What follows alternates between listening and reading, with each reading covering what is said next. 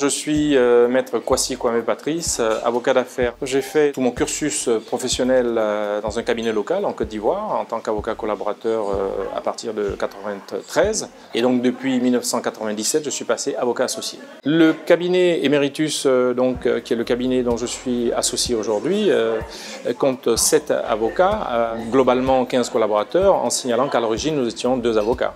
Le champ d'intervention du cabinet est assez large. Il part donc de l'agro-industrie, la téléphonie mobile, la banque.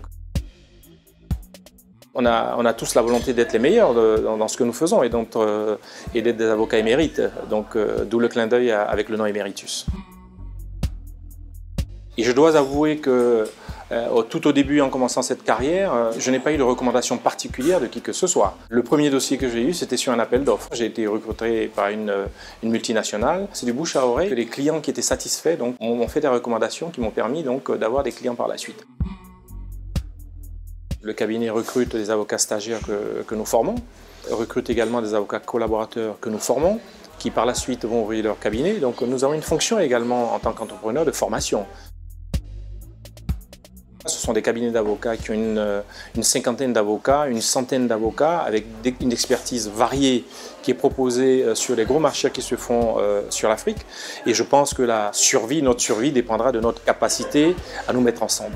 Nous avons aujourd'hui des cabinets qui sont limités à 7-10 avocats en Côte d'Ivoire, c'est très peu. L'idée de fédérer les cabinets justement s'est réalisée en ce qui me concerne depuis 2014 avec mon épouse qui est également avocate depuis 25 ans et donc qui a fait son expérience également en ayant elle-même son cabinet pendant de nombreuses années. Et nous avons donc fusionné depuis 2014 au sein d'Emeritus. Je pense qu'à un moment donné, il va falloir que nous pensions à créer des cabinets, à créer des rapprochements pour créer des cabinets à la hauteur de l'expertise des cabinets étrangers qui viennent aujourd'hui attaquer ce marché africain.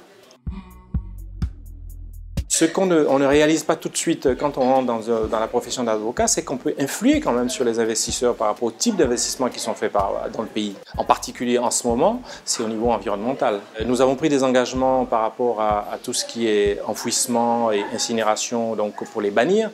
Malheureusement, on continue encore à utiliser ces procédés dans notre pays, alors que nous avons une nouvelle technologie qui permet d'éviter l'enfouissement et de l'incinération. La démarche que je fais en ce moment, c'est de passer voir un certain nombre de clients que j'ai en portefeuille pour leur dire, écoutez, voilà l'avenir en ce qui concerne l'environnement et donc la question du traitement des déchets peut être réglée en utilisant les nouvelles technologies.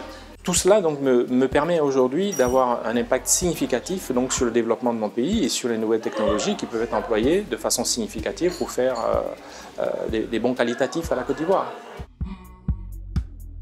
Nous faisons énormément de social également en termes de construction d'écoles, de construction d'hôpitaux, de dispensaires dans des villages reculés.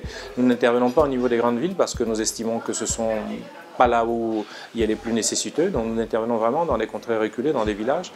Et il y a une démarche associative parce que, vous savez, je pense que c'est la démarche finale de toute personne qui réussit sa carrière professionnelle dans sa vie, a toujours besoin de donner.